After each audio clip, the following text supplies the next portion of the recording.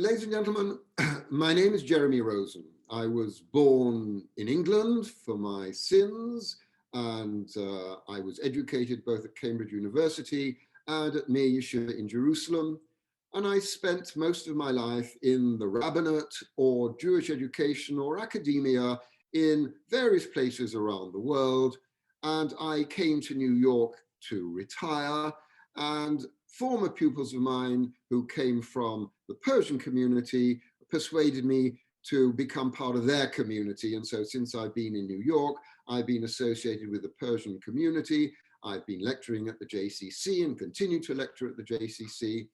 And I want to say what an honor it is to be here tonight, particularly because my wife's family and I have known the Feig family for a very long time. And we were so touched at the family loss. And to us, the idea of honoring the Feig name and the memory of the Feigs in this Tikkun Leil Shavuot really means something so much. And I believe that the ideas that I'm going to express are ideas that I've discussed over time with members of the Feig family, even if it was many years ago, Antwerp, Canada. So I want in advance to say how much this means to me and what an honor it is to speak to you this evening. Shavuot, originally in the Torah, was merely an agricultural festival.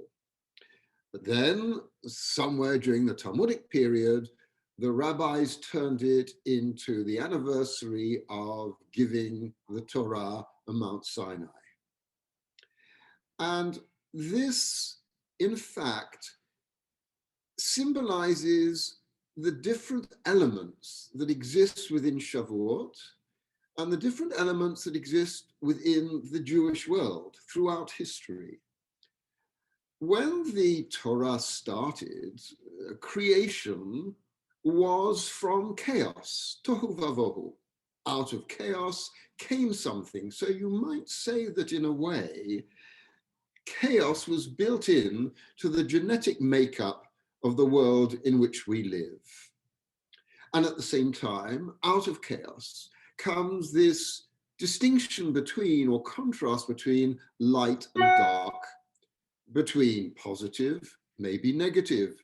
It depends. The truth is that biblically dark was never considered to be negative, and darkness wasn't considered to be negative, and certainly not mystically. But this idea of contrast is, in fact, expressed through the difference between Torah on one hand and idolatry on the other hand, with Torah symbolizing order, system, constitution, and idolatry, random, self-interest, excess, without limitation. And from the very beginning of the way the Torah describes what happened, and I'm not going into this from a historical point of view, but from the mystical, traditional message of what the Torah is trying to convey. So you have the order coming through Abraham, Isaac, and Jacob. And you have the order coming through Moses, trying to impose some order on life for the Israelites. But from the very start, this attempt to impose order always came up against those people who refused to follow the party line or who challenged authority. So, for example, if you merely look at the narrative of the Torah itself, Moses is challenged from the very start. He is challenged all the way down the line with every individual who wants to challenge his authority. So the Torah gives certain examples of this. It gives the example, for example, of the young man who cursed authority. It gives the example of the person who picked up sticks on Shabbat. It gives, of course, the example of the golden calf. So that despite this superficial appearance of single authority, you have this constant undercurrent of people who are challenging the established structure. There is no word as such for heresy. That term isn't going to appear within the Jewish cultural structure till much later. But what you do have from the very beginning is this challenge.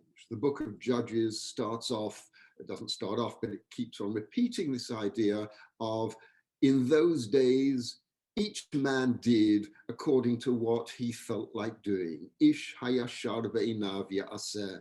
And indeed, the book of Ruth, which we read on Shavuot, starts off, Bimei shvot hashoftim, at the time of the judges. And the commentaries say this is the time when the judges were judged. They were found wanting, as Elimelech was when he abandoned the people and went over to Moab. So that the implication is that the tribes at that time were divided, fighting each other. It wasn't until Samuel that he managed to achieve some sort of cohesion. Then you have the establishment of the kingdom, first under Saul, and that fails, and then coming on under David, and David taking time to reluctantly weld the two dynasties together. And then you have Solomon, and after Solomon, the split between the north and the south, so that you have two Jewish states, so to speak, the north an idolatrous one, and the south, for some of the time, following the tradition of David and Solomon and the Torah, but off and on. There were just as many bad kings in the south as there were good kings. And then the split between the exiles, those from the north you have replaced by the Samaritans. It was the policy of the Assyrians when they conquered a country to replace the citizens of those who had then conquered with those from elsewhere, and those brought from roughly where Kurdistan was today were plonked in the north. Over time, they absorbed some of the traditions of the south, but this northern group called Samaritans soon found themselves in conflict with the Jews who returned from Babylon with new ideas and different ways of replacing, if you like, the temple initially with those rituals that functioned in exile. So again, we have this split between each side claiming they are the true inheritors of the earlier tradition. The Samaritans, called in the Talmudic tradition Kuthians, have their own narrative. They claim that they were already there. They were parts of the 10 northern tribes who didn't go away. But either way, the split certainly emerged, and the Samaritans went out of their way to try to block the rebuilding of the Second Temple. But somehow the Jews managed to establish themselves in the land of Israel, and establishing themselves there, they already had a split between the priestly classes and the classes that had emerged of leadership from Babylon and known as the Sophrim, the scribes under Ezra. And we see the beginning of this dual pattern of Jewish life between the temple sanctuary on the one hand and the academy, the scholasticism on the other hand. Rabbinic authority and priestly authority.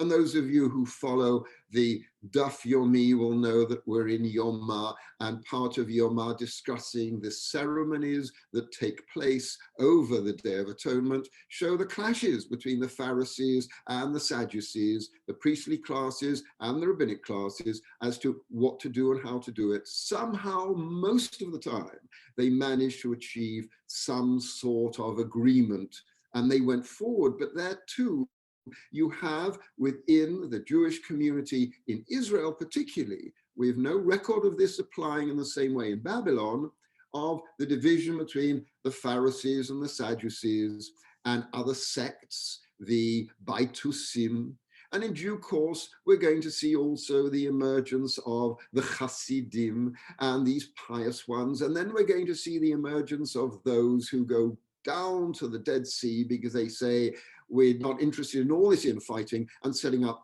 these groups that we generally know under the name of the Dead Sea sects. But it's at this encounter that then emerges between the Jews, mainly of Judea, but in a way also of Persia, with Greece and Greek ideas.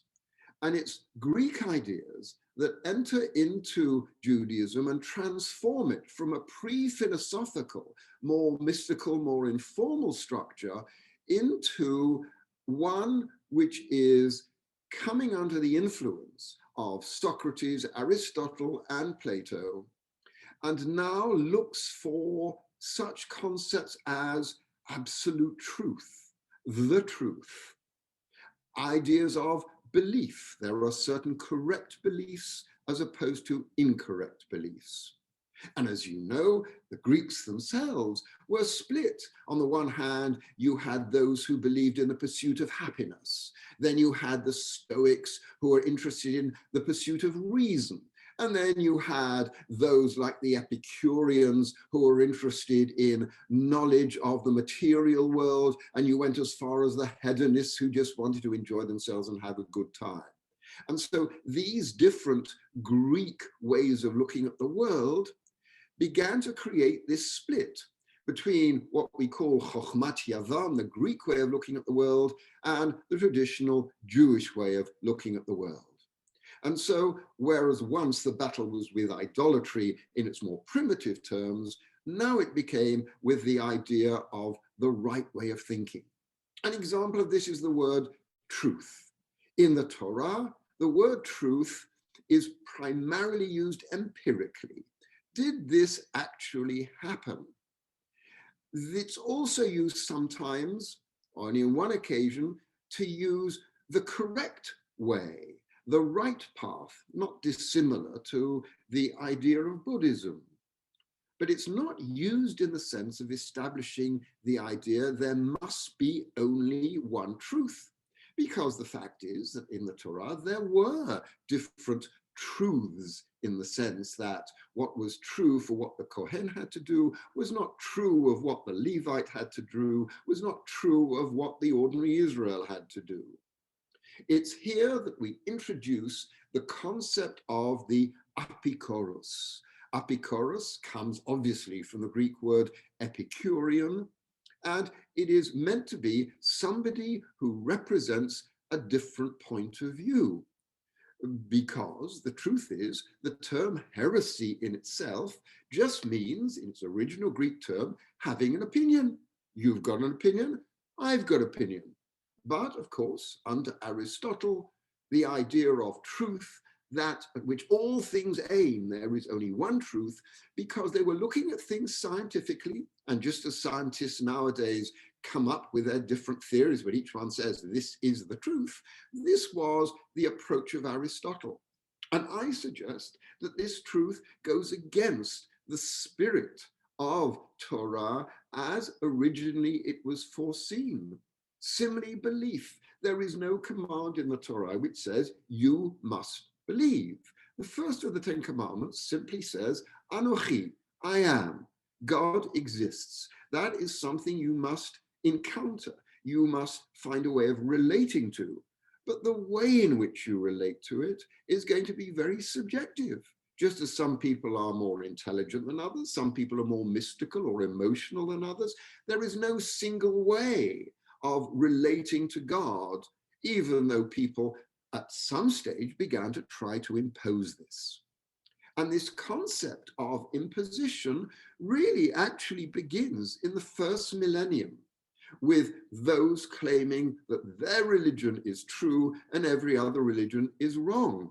Interestingly enough, this was not something that you find in Judaism at that stage. You have the idea that everybody can get to heaven if you're a good person. There are pious in other religions. You don't have to say there is only one religion. You can say there's a religion for me, the one that I've chosen.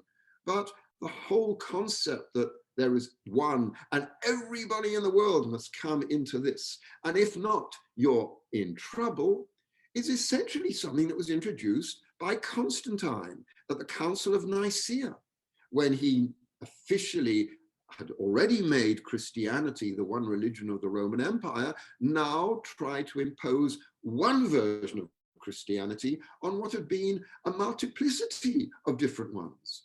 And when the Arians lost the debate as to whether Jesus was God or just a good person or an emanation of God, they went around killing each other. And this idea of religious passion to find the one truth became, first of all, the world in which the Jews lived under Christianity, and then later under Islam, the same sort of position they found themselves into. And so this influence begins to show when it comes to the Talmud. And in the Mishnah, for the first time, you have, for example, the use of this word, you have it in Pirkei Avot, da ma lashiv la'Epicorus. Know what to reply to the Epicorus. And interestingly enough, in the Gemara, this idea of the Epicorus is split into a Jewish Epicorus and a non-Jewish Epicorus. A Jewish Epicorus is just out and doesn't get it, and therefore he challenges it. The Jewish Epicorus, on the other hand, is a rebel, is somebody who knows, and if he's rebelling, it's an act of defiance. So the original Epicorus was directed towards the internal divisions. But then the famous Mishnah, which I'm sure many of you are familiar with, in the Talmud, in the Mishnah, and then in the Talmud in Sanhedrin, starts off like this. All Israel, Kol Yisrael, Yesh Lahem Chelek L'Olam Haba, have a part in the next world. They don't say that non-Jews don't have a part. On the contrary, there is in the Talmud the idea in Chulin that there are pious non-Jews who, just as the Lamed Vav Tzadikim, the 36 Jews keep the world alive, there are just as many, if not more, non-Jews who keep the world alive because they are pious and will get to the next world as much as a Jew will get to the next world. The only distinction is the implication that there's a kind of an inherent capacity in Judaism to elevate you spiritually.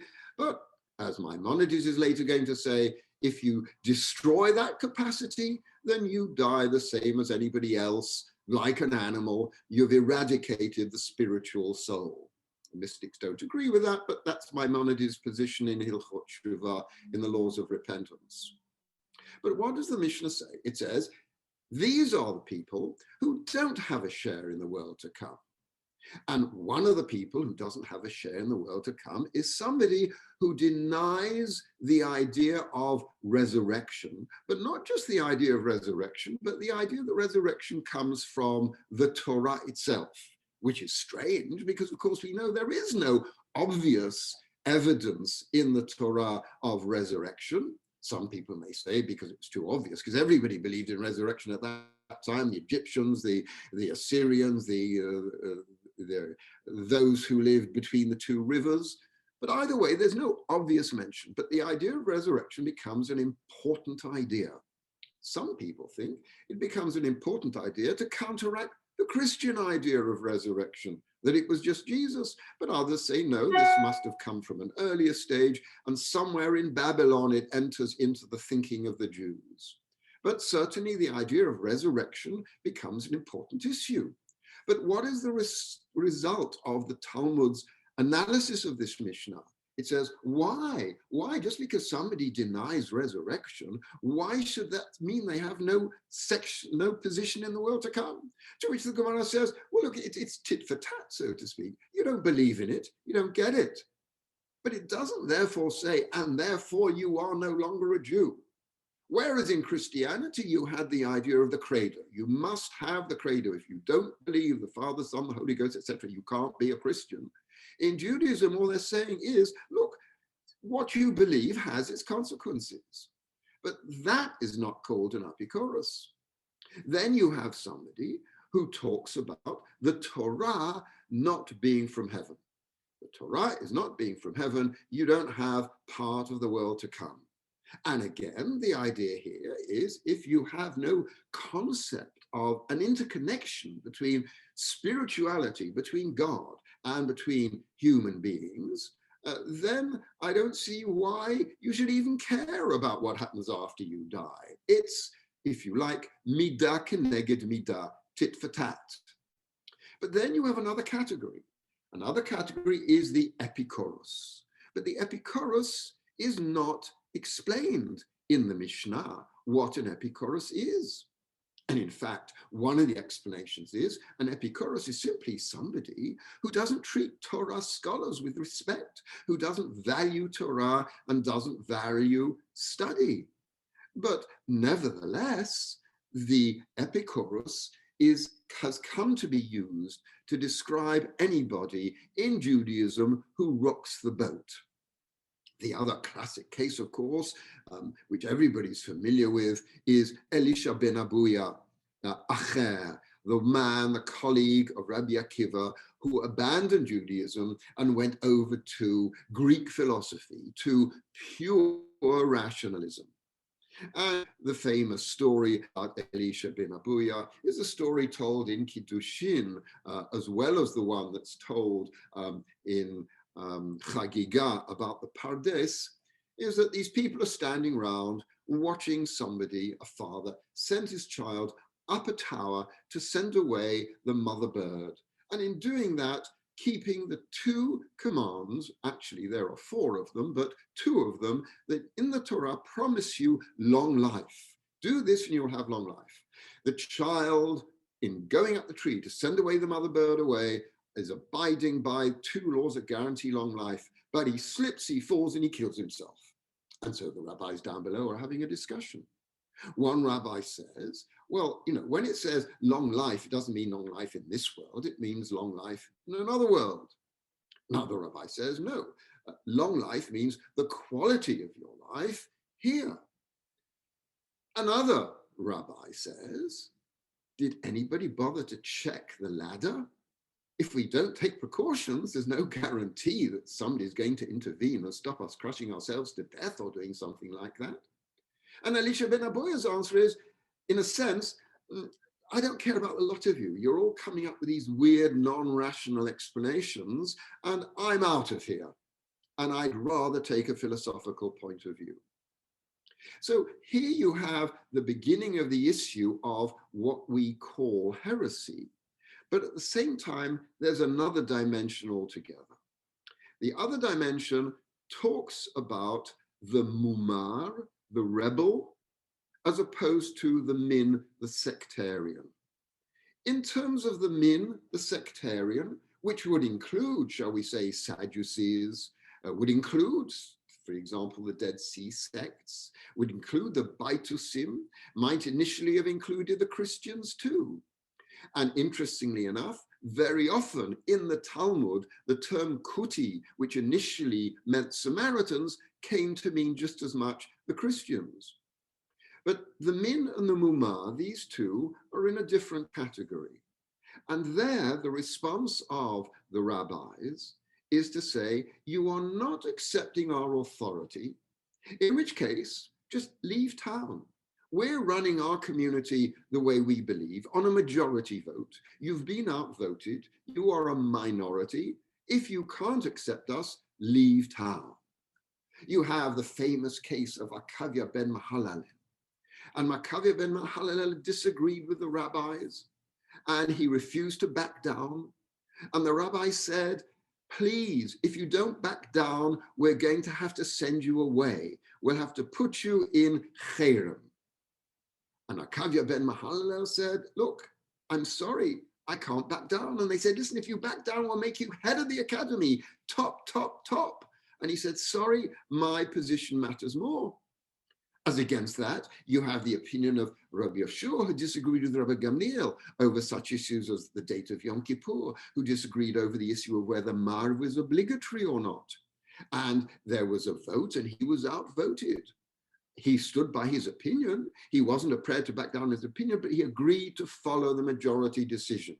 And therefore, that was an acceptable position of disagreement. He wasn't kicked out of the community. And so you have this issue of cherem. Nobody said for 1 minute that, for example, Acher was excommunicated, as they like to say later on. They merely talked about being outside rather than inside.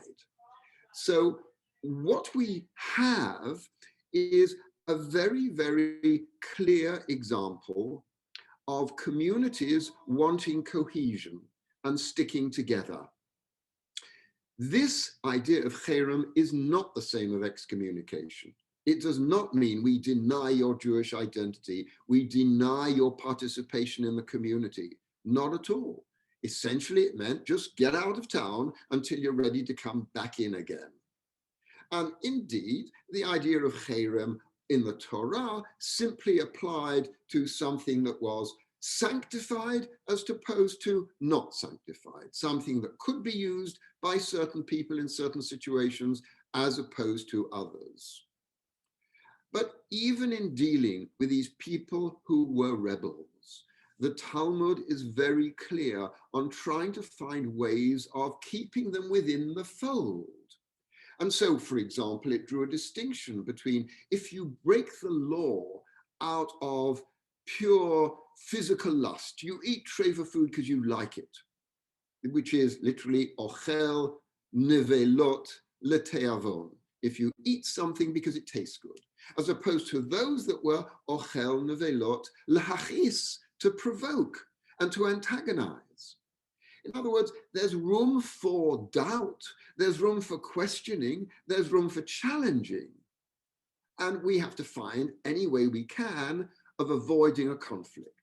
Another idea which became very, very well absorbed into the Orthodox world about 100, 150 years ago was the idea of Tinok Shenishba Ben Hagoyim, a child who was captured, brought up as a non-Jew the whole of his life, and then comes back into the community. How do we treat him? Does he have to atone for every time he broke the law? Or no, he doesn't, because he was a child.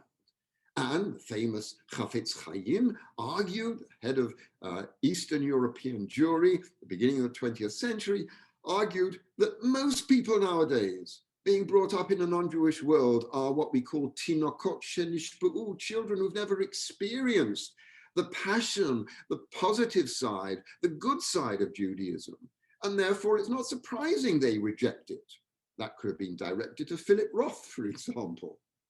So slowly, we're having this emergence of a clash between the way the non-Jewish world is imposing its concept of religious belief onto the Jewish world and the Jewish tradition. Nowhere in the Talmud is there a list of these are the 12, 10, 15 principles that you have to believe. That formulation in itself is a Greek Christian formulation. But Maimonides, 1,000 years ago, is the first person to come up with the idea of these principles of faith. And as he admits, he is writing this as an answer to Christianity, as an answer to Islam, precisely because they were challenging Judaism and saying, what kind of religion are you if you don't have a credo, if you don't have systems of belief? As we know that Maimonides spoke in two voices, or I won't say he was schizophrenic, but he was speaking as the leader of the Jewish community, giving instructions to the community how to behave, how to retain their identity and fight for it against the opposition. And at the same time, in the Guide to the Perplexed, he was a philosopher. He was analyzing things in as rational way as you possibly could.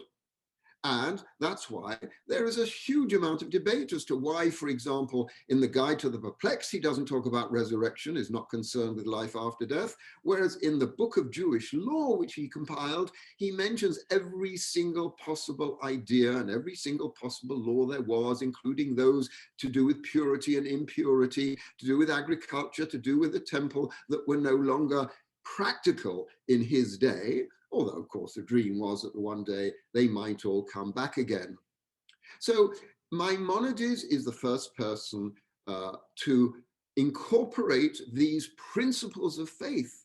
But those of you who are familiar with the work of Rabbi Dr. Professor Mark Shapiro will know in his book, The Limits of Orthodoxy, he has documented all those contemporaries of Maimonides who disagreed with him, both about the number, both about the content, and how you divide this concept of credo, I believe, with the concept of these are important ideas that have been part of our tradition.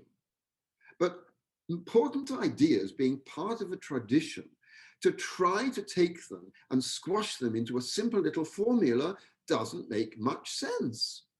I remember in my arrogant youth in yeshiva in Israel, I went to the head of my yeshiva and I said to him, Rosh Yeshiva, I have a problem. Maimonides says I have to believe in a perfect unity, that God is a perfect unity, and I don't understand. What's the difference between a unity and a perfect unity? And what happens if I don't understand the perfect unity? To which the head of my yeshiva said to me, young man, don't worry, just be a good person, get on with it, and eventually you might come to understand it.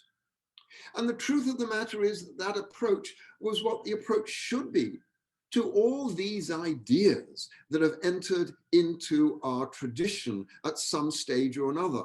Whether it's the idea of messianism, which originally was just about a king emerging who's going to take us out of this mess, whether it's the idea of life after death, whether it's the idea of reward and punishment, whether it's the idea of life after death or resurrection, whatever these things mean, and the Talmud debates them and disagrees about them all the time, and nobody is put into cherem or excommunicated because they have a different point of view.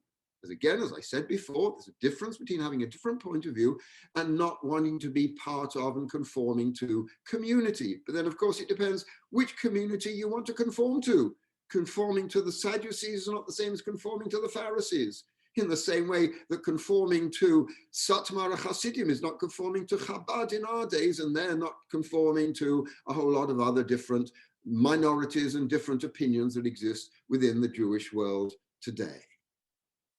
Then, of course, we have gone beyond that period into a period of Kabbalah, a period in which mysticism has turned rationalism on its head and come up with a whole lot of ideas that we never had before. Nobody mentioned transmigration of the souls at a time when the Talmud was being written.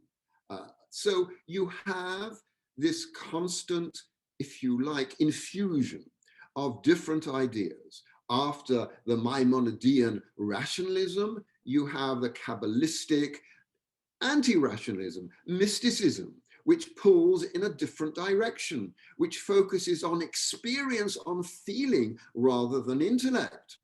The recognition that some people are philosophers and some people are not. Some people want simple belief and others want a more complicated way of trying to understand things. And at the same time, you are having in the Christian world this concept of inquisition. We must inquire into what you believe. We must inquire into what you're doing. And if we find anything wrong, we're going to kill you. We're going to burn you at the stake. So in that atmosphere, the Jews suddenly are concerned with having the right opinion, otherwise we'll be in trouble.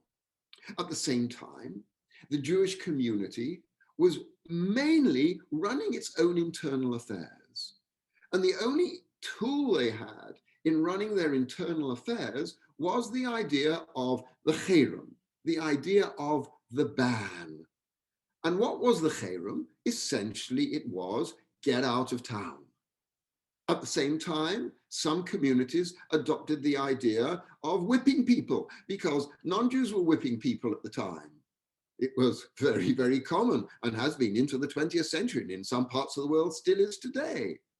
These tools were used to keep people in line because communities on the defensive, surrounded by enemies, had to find some way of keeping order.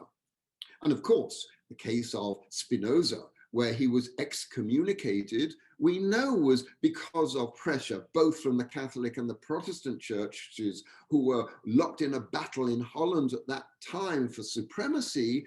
They were very concerned that nobody should undermine their religious principles, and the Jews, as always, being concerned about whether they can be accused of dual loyalties, of not conforming, felt they had to come into line. But that was not what the idea of heresy, as used nowadays, really meant. And then, of course, after that particular period, by the time we get to the 18th century, you've got the Enlightenment and you've got the expansion of Judaism from one, by and large, version per community, whether it was Sephardi or whether it was Ashkenazi. You then have the idea of this possibility of people setting up different kinds of Jewish communities, choosing which amount, quantity, or variation, or ideology that they wish to have. You have the academics, you have the Haskalah, you have secularism, you have reform, and then, of course, you have, paralleling that, the big split in the Orthodox world between the Hasidim and between the Mitnagdim. And indeed, the Hasidim had two bans imposed on them by the Vilna Gaon, so that this mood of who is kosher and who is not suddenly becomes a massive issue. And it's an issue that has divided the Jewish people to this very day and continues to, whether it's in Israel or whether it's in the diaspora. And the question is, how do we deal with this question? When I was a young man being brought up in England, there was a whole to-do over the famous Louis Jacobs affair, because Louis Jacobs dared to say, of course I believe that Torah comes from Sinai, of course I believe Torah is inspired by God, but of course it all depends on what you mean by Sinai and what you mean by God. And to some extent, this has continued to be the dividing line between the so-called Orthodox world and the so-called non-Orthodox world. Although I'm glad to say that dividing line is becoming less clear and there's much more interconnection and overlap on a theological level rather than on, if you like, the denominational level. So this is where we come to the question of Torah on Shavuot. What do we mean by Torah from heaven? What do we mean by Torah from Sinai? And all the more so because the Torah itself has three different narratives of exactly what happened on Sinai. Now, I'm not suggesting we should treat Sinai as a historical event. I think we should treat it as a spiritual event.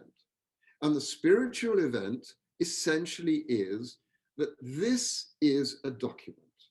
We don't know exactly how this document may or may not have been modified or changed or varied over time, or when it was compiled or when it was written.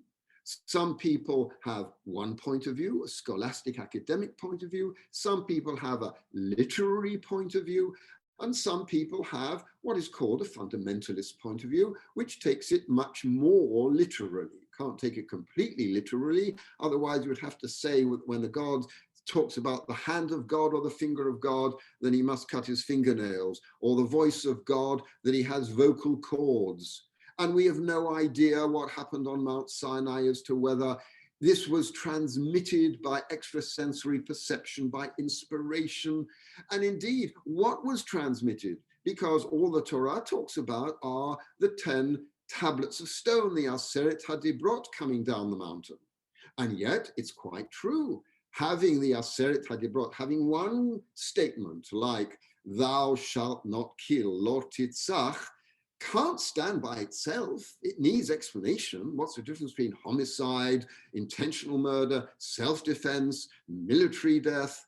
So in that sense, the tradition has always, if you like, been an interesting combination between what you might call the Constitution, the amendments to the Constitution, and the way Supreme Courts go on developing the Constitution.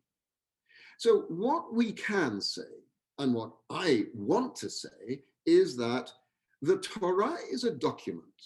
It's a document, however it came about.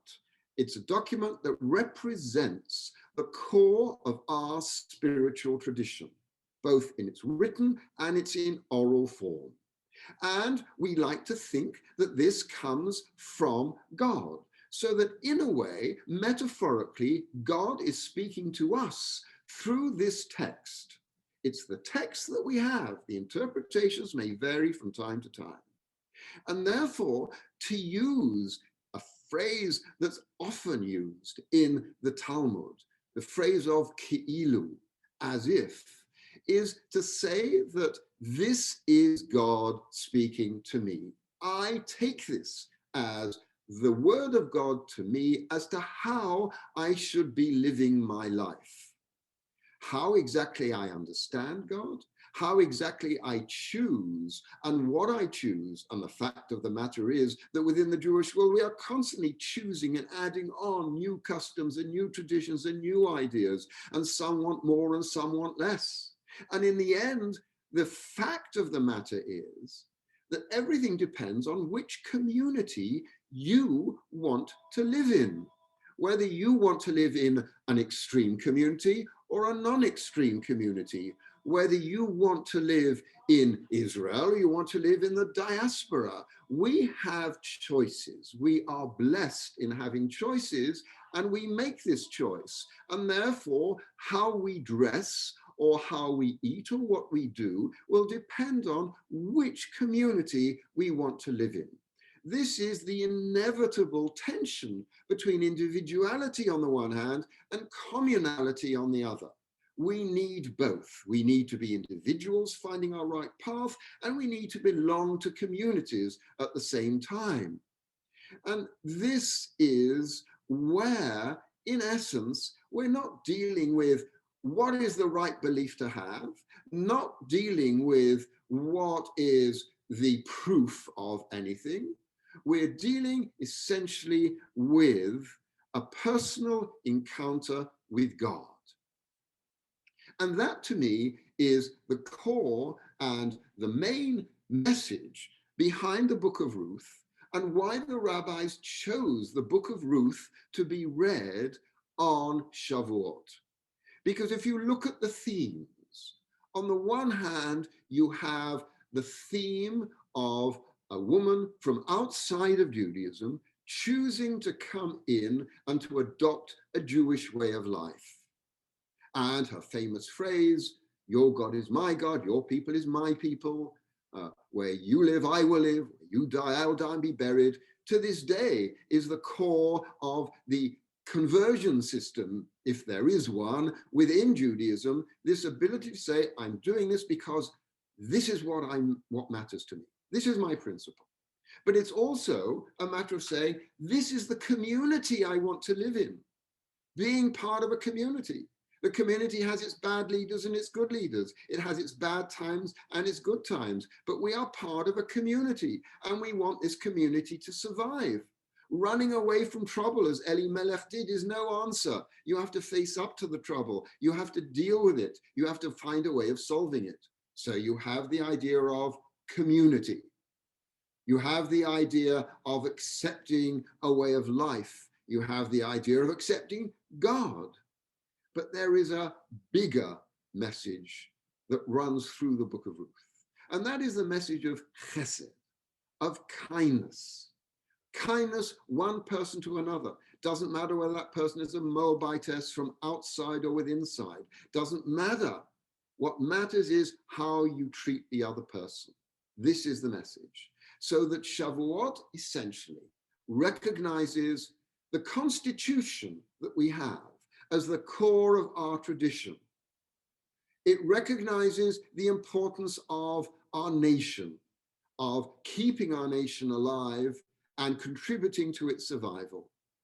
It focuses on the idea of the individual finding his or her way to express their spirituality and their faith within the framework of Judaism. And finally, it focuses on this universal theme of chesed, of kindness. And that's what really matters in the end. So thank you for listening to me. I wish you all Chag Sameach.